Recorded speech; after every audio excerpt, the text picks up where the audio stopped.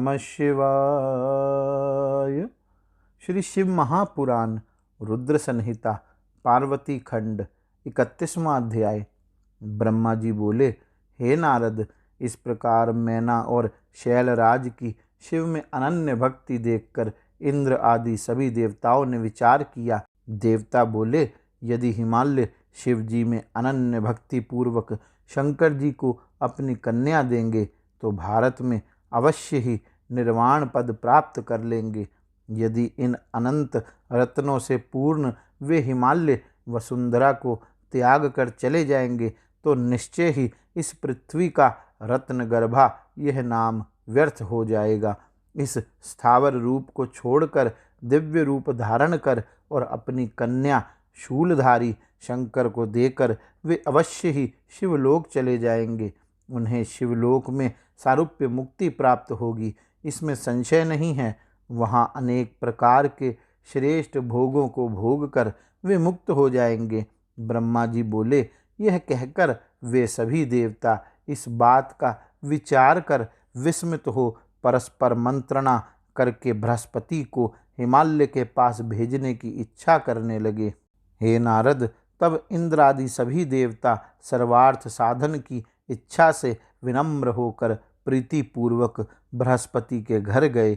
वे देवता वहां जाकर बृहस्पति को प्रणाम करके आदर पूर्वक उन गुरु से सारा वृतांत कहने लगे। देवता बोले, हे गुरु, आप हम लोगों की कार्य सिद्धि के लिए हिमालय के पास जाइए और वहां जाकर प्रयत्न पूर्वक शिव की निंदा कीजिए। पार्वती शिव के अतिरिक्त किसी अन्य का वरण नहीं करेंगी और वे हिमालय बिना इच्छा के ही अपनी कन्या पार्वती का विवाह शिवजी के साथ करेंगे और शीघ्र ही इसका फल प्राप्त कर लेंगे। हे गुरु, हम लोगों की इच्छा है कि हिमालय अभी पृथ्वी पर निवास करें, अतः आप अनेक रत्नों को धारण करने वाले उन हिमालय को पृथ्वी पर स्थापित कीजिए। ब्रह्मा जी बोले, देवगणों की यह बात सुनकर बृहस्पति ने अपने कानों पर हाथ रख लिया और शिवजी का नाम स्मरण करते हुए उन्होंने इस बात को स्वीकार नहीं किया। उदार बुद्धि वाले बृहस्पति महादेव जी का स्मरण कर श्रेष्ठ देवताओं को बार बार धिक्कारते हुए कहने लगे। बृहस्पति बोले, हे देवताओं, तुम लोग स्वार्थ साधक और दूसरे के कार्य को विनष्ट करने वाले हो। शंकर जी की निंदा करके मैं निश्चित रूप से नरक चला जाऊंगा। इसलिए आप लोगों में से कोई हिमालय के पास जाकर हिमालय को समझाकर अपना कार्य सिद्ध करे, जिससे वे अनिच्छापूर्वक अपनी कन्या शिवजी को देकर भारत में निवास करें, क्योंकि भक्ति पूर्वक कन्या देकर वे निश्चित ही मोक्ष प्राप्त कर लेंगे। बाद में सप्तऋषि पर्वतराज को समझाएंगे कि यह पार्वती शिवजी को छोड़कर दूसरे किसी का वर्ण नहीं करेंगी।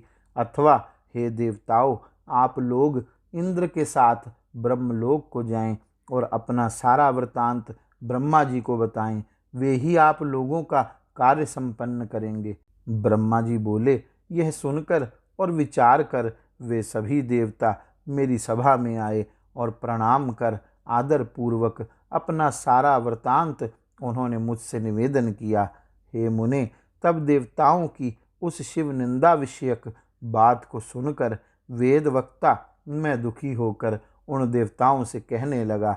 ब्रह्मा जी बोले, हे वत्सो, मैं शिवजी की दुस्सह निंदा नहीं कर सकता हूँ, क्योंकि शिवजी की निंदा संपत्ति का विनाश करने वाली एवं विपत्तियों का कारण है। इसलिए हे देवताओं, आप लोग कैलाश पर जाएं और शिव को संतुष्ट करें तथा उन्हीं को हिमालय के घर भेजिए। वे ही स्वयं हिमालय के घर जाकर अपनी निंदा करें, क्योंकि पर निंदा विनाश के लिए और आत्मनिंदा यश के लिए कही गई है। गौरी शंकर भगवान की जय। ओम नमः शिवाय।